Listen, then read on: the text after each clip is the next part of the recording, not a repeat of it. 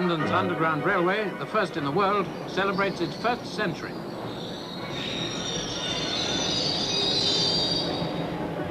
How many of its millions of passengers know the fascinating story behind the service they all take for granted?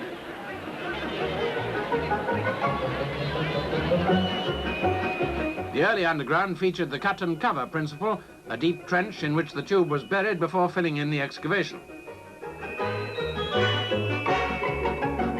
The Metropolitan Railway Company opened the first stretch from Paddington to Farringdon Street using steam engines.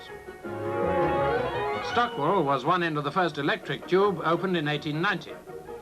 Here's one of the electric locos used when the Met Line was electrified 15 years later.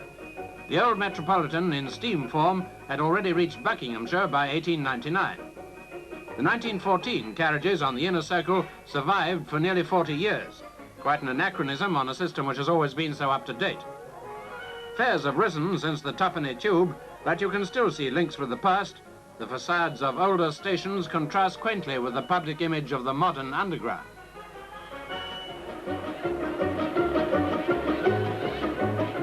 Conceived as a refuge from traffic congestion in the streets, the tube became a haven from a more serious menace during the war.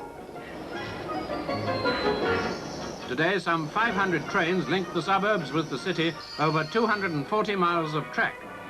The incredible yearly total of passenger journeys is around 675 millions.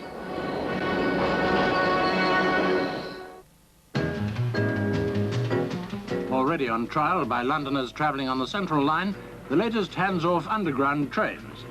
They'll be in full service at the end of the year on the new Victoria Line, averaging faster speeds than the other tubes, and they'll do it with fewer staff, only one man in charge of each train. In fact, everything will be automatic. Trains will be controlled through the track by coded computers.